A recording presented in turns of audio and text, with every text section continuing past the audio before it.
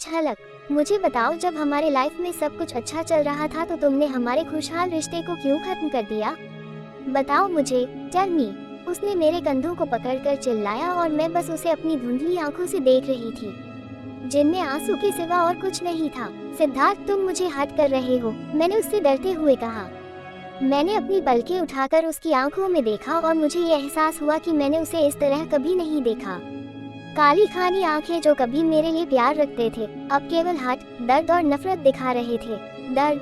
क्या तुम्हें कभी एहसास हुआ कि मैंने पिछले 7 सालों में क्या महसूस किया है? वो उदास होकर हंस पड़ा और मैं चुपचाप उसे देखती रही, जबकि मेरी आंखों से आंसू बह निकले। मैंने कहा, मुझे बताओ। मैं उसकी आवाज़ सुनकर चौंक गई, जिस तरह वो चिल्ला रहा था। आंसर मी, वो दोबारा चिल्लाया। उसकी पकड़ मेरे हाथों पर कसते ही जा रही थी, जिस कारण अब मुझे मेरा सर घूमता हुआ महसूस हो रहा था और पता नहीं चला कब मेरी आंखों के सामने अंधेरा छा गया। हेलो दोस्तों, आपका शुक्रिया आप मेरी स्टोरी पढ़ने आए। मैं आशा करती हूँ कि आपको मेरी कहानी पसंद आएगी। चलिए अब इस कहानी के किरदारों से आपकी पहचान करवाती हूँ। मिले सिद्धार्थ ओबरॉय से। वो एक बहुत बड़ा बिजनेसमैन है। वो ओबरॉय एंटरप्राइजेज का सीईओ है।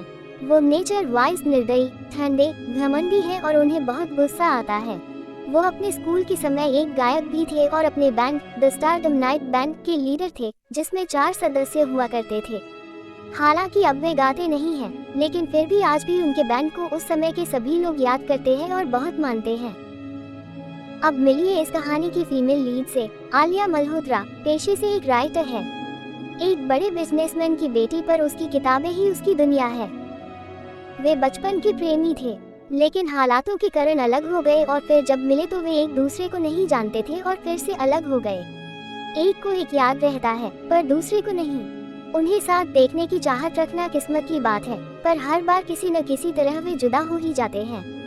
देखते हैं कि क्या किस्मत इस बार उन्हें मिलवा पाती है, एक साथ, हमेशा के लिए।